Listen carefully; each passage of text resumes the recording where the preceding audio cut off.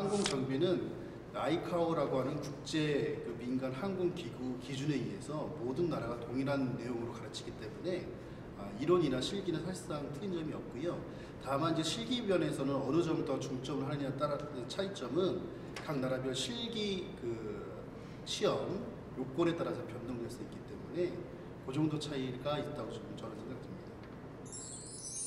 네, 우선 그 항공정비에 있어 정비사가 되기 위해서 가장 중요한 점은 사실 모든 분들이 인정하는 것은 영어라고 볼 수 있습니다. 따라서 이제 저희가 유학을 간다라고 하는 것은 영어권 나라를 선택할 수밖에 없고요. 근데 이제 문제점은 미국이나 호주와 같은 경우는 실제 우리 유학한 이후에 취업이라든지 이민의 목적으로 갈 경우는 상당히 지금 제한적인 요소가 있기 때문에 캐나다를 선택한 이유가 됐고요. 캐나다의 경우는 졸업하고 나서 3년의 워크퍼밋과 그중 1년을 일을 하게 되면 이민이 될 수 있는, 즉 영주권을 받을 수 있는 자격이 부여됩니다.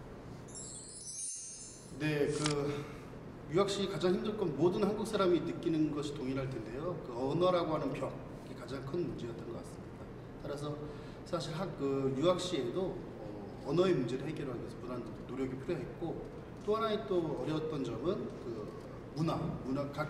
각국 여러 나라의 사람들이 모이기 때문에 서로 문화를 이해하고 서로 존중해주는 부분이 많이 준비가 안 됐었기 때문에 좀 그런 것들이 어려웠다고 생각이 듭니다.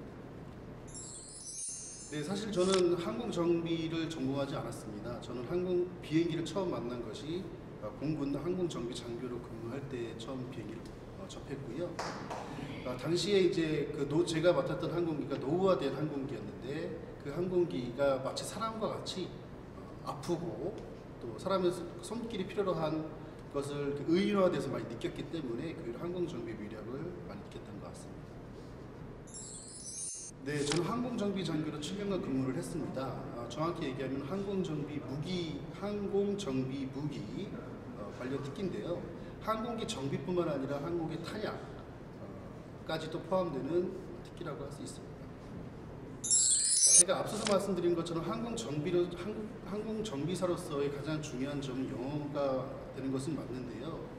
사실상 영어의 우선순위 때문에 유학을 선택한다라고 하는 것은 어떻게 보면 굉장히 비효율적인 선택이라고 할 수 있습니다.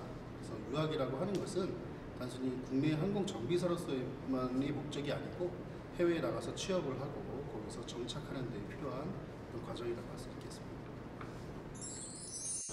네, 사실 거의 전문학교 또는 이런 학교기관에서 항공 유학 관련된 과정을 개설하게 된 것은 저희 학교가 아마 처음이라고 생각이 드는데요. 그 과정을 만들기 가장 중요했던 목적은 뭐냐면, 저희가 일반적으로 유학을 가서 많은 사람들이 과정을 수료하지 못하고 중간에 그러니까 탈락을 하는 경우가 상당히 있었습니다. 약 한 50% 이상 정도가 탈락을 하게 되는데요.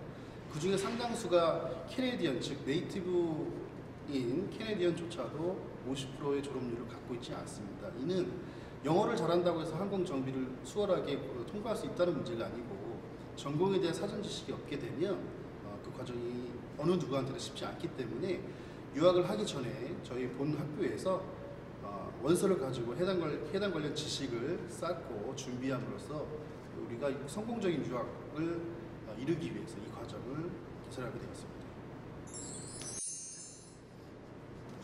네, 아무래도 뭐니도 가장 중요한 건 언어라고 생각할 수 있습니다. 제가 유학을 가기 전에 간과했던 부분은 현재에 가게 되면 언어가 자동적으로 늘 것이다라고 하는 착각이 있었고요. 사실 그렇지는 않죠. 그래서 유학을 가고자 하는 학생이 있다면 한국에서 충분한 시간을 갖고 준비를 하는 것이 좋을 것이고요. 두 번째는 현재 가서도 우리가 성공적인 정착을 하기 위해서는 각 나라의 언어뿐만 아니라 문화까지 다른 모습의 여러 가지의 사람들을 포용할 수 있는 또 적극적인 그런 사람이 되면 성공적인 유학 생활을 하실 수 있을 거라 생각이 듭니다.